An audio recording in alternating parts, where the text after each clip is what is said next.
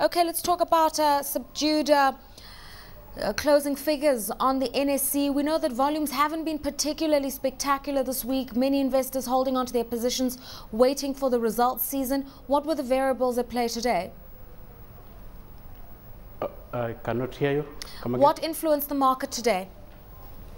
We are several things. We are having KPLC shares commencing, KPLC rights shares commencing trading on Monday. So that could go either way. We saw that it had a 3% oversubscription.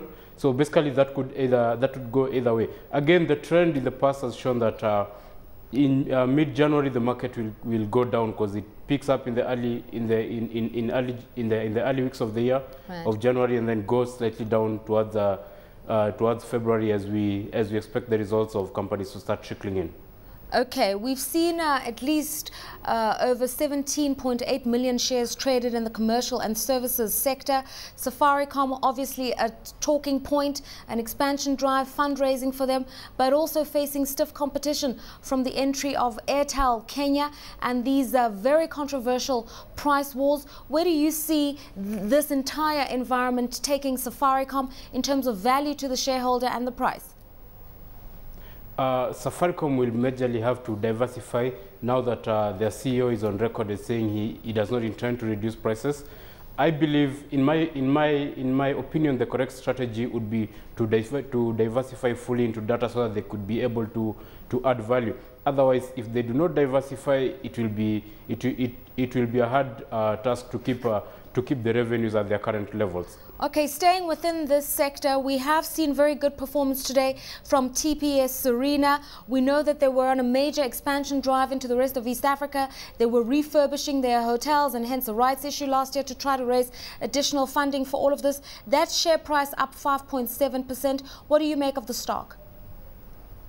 The stock is, we can say that it's a closely held counter, mostly institutionals.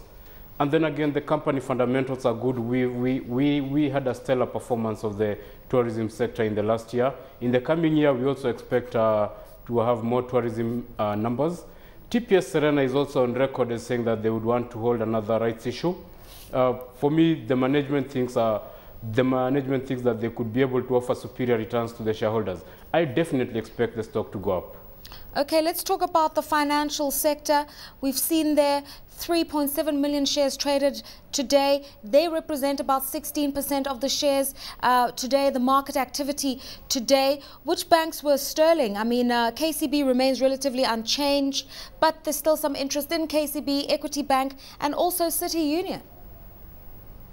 For the financials, basically it's until March that we can say anything. Right now, people are just holding, but the end of year results are also looking very, very good.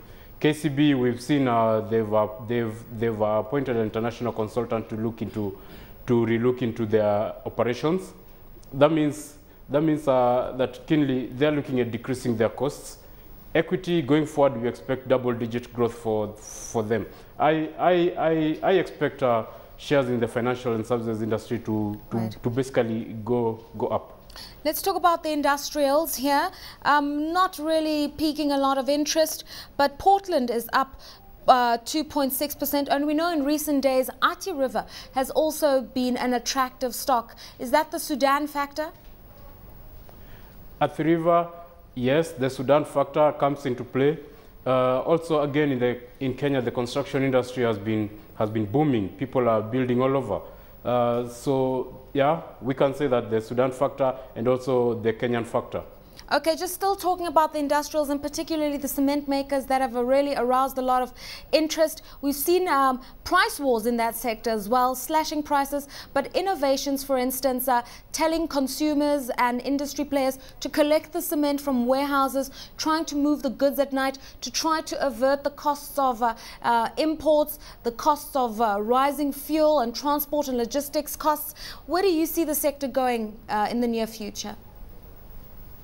In the near future, you know, cement industry first and foremost has a huge, there is a huge proportion of production costs.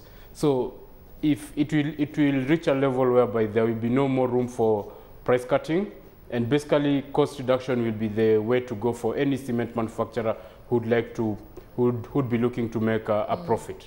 And finally, talk to us about the shilling at 81 shillings today. We know that for the better part of January, there hasn't been a lot of activity on the forex markets because a lot of the exporters haven't been coming to the market for demand. What do you expect to see regarding the shilling with all the variables at play? Going forward, I expect the shilling to remain at their current levels, given that the supplementary budget is not yet, is about to come out. And also, basically, I expect it to remain at its current levels.